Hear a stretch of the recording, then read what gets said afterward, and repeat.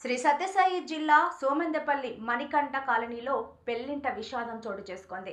ఉదయం పెళ్లి మొదటి రాత్రి జరగాల్సి ఉండగా నవవధువు ఆత్మహత్య చేసుకోవడంతో బంధువులతో కలకల్లాడిన ఆ ప్రాంతం చిన్నబోయింది. బాగేపల్లి గ్రామానికి చెందిన నరేంద్రతో సోమవారం వివాహం జరిగింది. అదే రోజు రాత్రి మొదటి రాత్రి వేడుక నిర్వహిస్తున్న సందర్భంలో గదిలోకి వెళ్లి ఉరివేసుకున్న వివాహిత నవవధువు హర్షిత.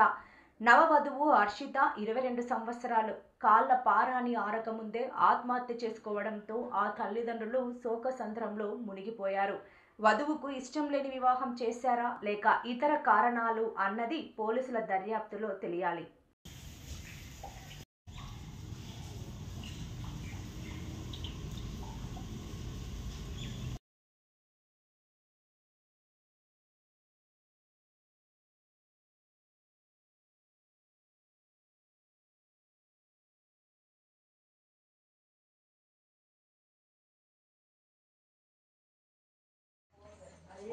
నేను ఇంత అవకాశం ఉంది కదా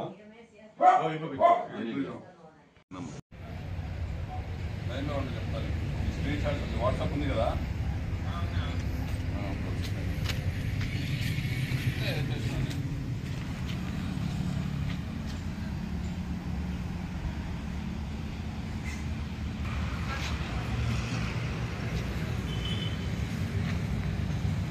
చెన్నకేశవ అంతే కదా.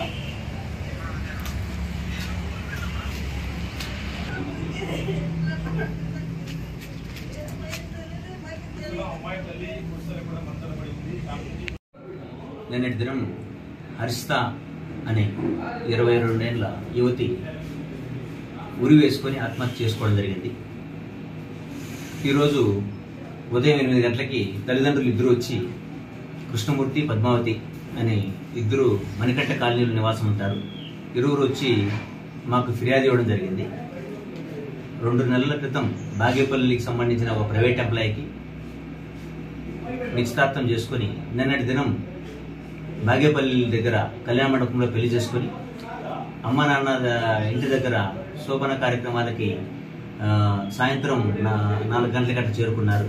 చేరుకున్న తర్వాత అమ్మ నాన్నతో, నాన్న నాకు ఈ పెళ్లి ఇష్టం లేదు, నాకు ఇప్పుడే పెళ్లి చేసుకోవాలని కూడా లేదు, ఇంకా మీరు నిశ్చయించినారు కాబట్టి చేసుకున్నాము, దీనికి సంబంధించి నేను ఇప్పుడు కూడా చెప్పకపోతే ఇబ్బందులు పాలవుతానని చెప్పేసి మీకు చెప్తున్నాను, అలాగని చెప్పేసి క్యాన్సిల్ అయితే మీ పరువు పోతుందని నేను గమ్మునున్నానని చెప్పేసి చెప్పిందంట.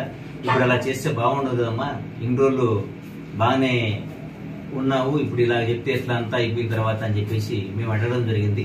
సరే నాన్న ఏదైతే అదైతుంది అని చెప్పేసి అలసిపోయాను, కొంచెం రెస్ట్ తీసుకుంటా అని చెప్పేసి పర్సనల్ రూమ్లోకి వెళ్ళి పనుకుంటా అని చెప్పి వెళ్ళింది. కొంతసేపు తర్వాత నిద్ర లేపాలని చెప్పి మా పాపను లేపితే ఎంతసేపు గడి తీయకపోయేసరికి చూస్తే తలుపు గడి ఉన్నది. గడి పగలగొట్టి లోపలికి వెళ్ళిన తర్వాత ఉరి వేసుకొని తన చీరతో ఉరి వేసుకొని చనిపోవడం జరిగింది. దీనిపైన తల్లిదండ్రులకు ఎటువంటి అనుమానాలు లేవని వాళ్ళు ఫిర్యాదులో పేర్కొనడం జరిగింది. దీనిపైన కేసు నమోదు చేసి దర్యాప్తు చేస్తారు.